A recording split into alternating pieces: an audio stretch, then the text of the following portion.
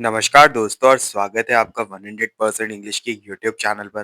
दोस्तों आज हम लिटरेचर की एक ऐसी खूबसूरत दुनिया में कदम रखेंगे जो हमारे पुराने भारत की गलियों और उसके रिच कल्चर की याद दिलाती है।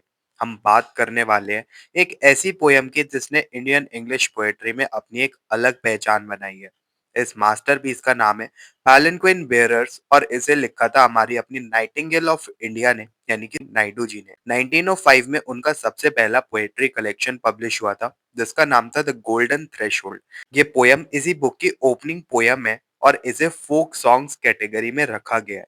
अब अगर हम इसके हिस्टोरिकल कंटेक्स्ट की बात करें तो ये पोयम 1903 में लिखी गई थी। उस वक्त ऑटोमोबाइल्स या कार्स इतने कॉमन नहीं थे। स्पेशली हैदराबाद और नदर्न इंडिया जैसे शहरों में पालनक्विन यानी कि पालकी ट्रांसपोर्ट एक बहुत बड़ा जरिया थी। पालकी एक तरह की कवर्ड काउच या बड़ा बॉक्स होता है जिसे दो पोल्स की मदद से 4 या 6 बेयरर्स यानी कहर अपने कंधों पर उठाते हैं। ये मोड ऑफ ट्रांसपोर्ट अक्सर नोबल लेडीज या फिर न्यूली वेडेड ब्राइड्स के लिए यूज किया जाता है। सरोजिनी नायडू जी ने इस पोयम में उस मोमेंट को कैप्चर किया है जब ये बेयरर्स एक दुल्हन को उसके ससुराल से ले जा रहे हैं।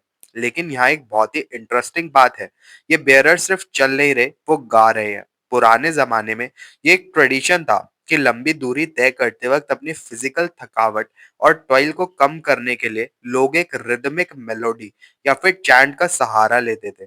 इस पोयम की ब्यूटी इसकी लिरिकल क्वालिटी में है। सरोजिनी नायडू ने इंग्लिश वर्ड्स का तो यूज किया है लेकिन इसकी सोल पूरी तरीके से इंडियन है।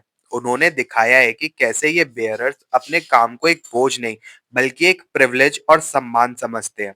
वो उस दुल्हन को इतनी नजाकत से ले जा रहे हैं कि जैसे वो कोई इंसान नहीं बल्कि एक कीमती पर्ल हो। तो दोस्तों ये था इस पोयम का डीपेस्ट बैकग्राउंड। तो चलिए अब हम सरोजिनी नायडू जी की इस ब्यूटीफुल पोयम की एक एक लाइन को डिटेल में समझते हैं।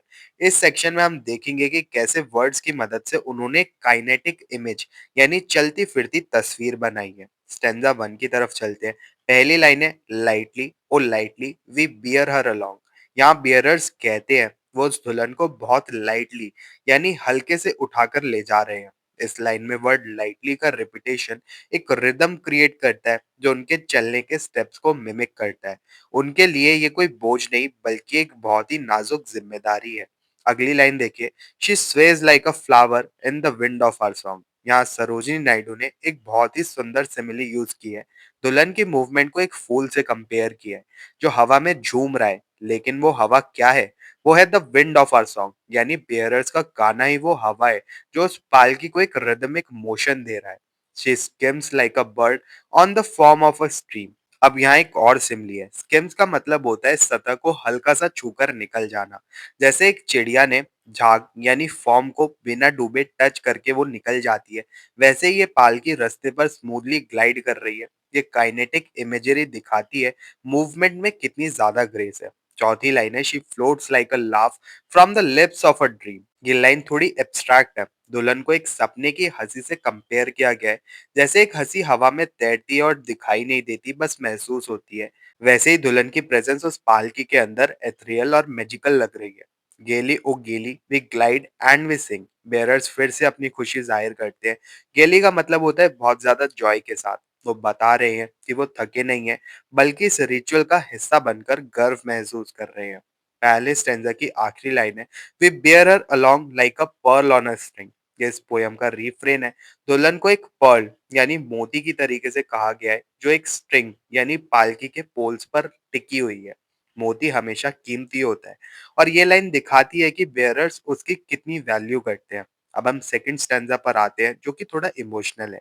सॉफ्टली और softly we bear her along. Notice कीजिए पहले स्टैंजा की पहली लाइन में लाइटली था, अब सॉफ्टली है। ये चेंज दिखाता है कि बेयरर्स और भी ज्यादा टेंडर और सेंसिटिव हो गए हैं क्योंकि दुल्हन अब अपने नए घर के करीब पहुंच रही है।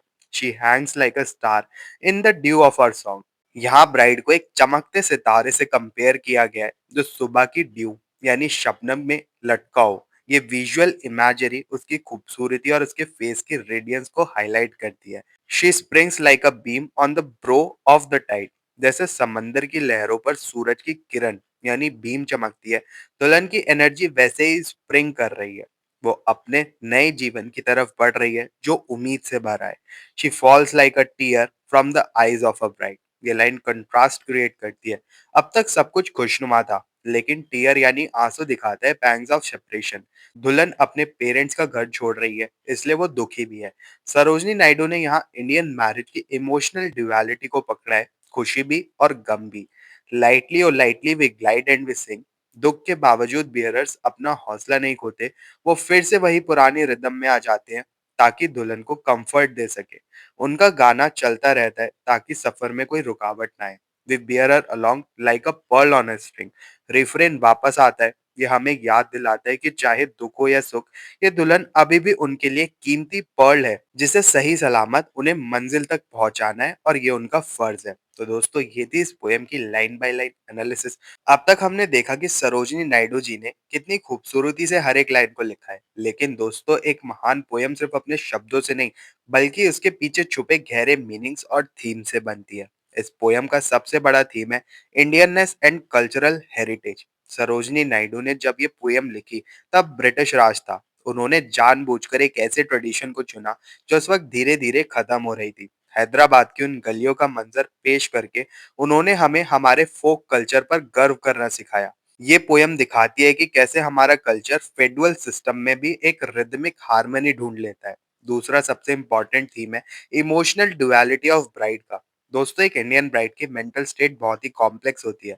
एक तरफ पैंग्स ऑफ सेपरेशन है, यानी कि अपने पेरेंट्स से बिछड़ने का दुख, और दूसरी तरफ एक नए घर की एक्साइटमेंट और होप। नायडू जी ने इसे लाफ और टीयर के कंट्रास्ट से परफेक्टली दिखाया है। दुल्हन का पैसिव रोल यानी कि एक डॉटर का रोल अब खत्म हो गया है, और अब वो एक एक्टिव रोल यानी कि एक वाइफ के रोल की तरफ बढ़ती है। अब बात करते हैं इसके टेक्निकल स्ट्रक्चर की। इस पोयम का रिदम बहुत ही खास है। ये एनेपेस्टिक टेरामीटर में लिखी गई है। इसका मतलब है कि जब आप इसे पढ़ते हैं तो आपको बेयरर्स के कदमों की राइज एंड फॉल महसूस होती है। ये एक काइनेटिक इमेज क्रिएट करता है।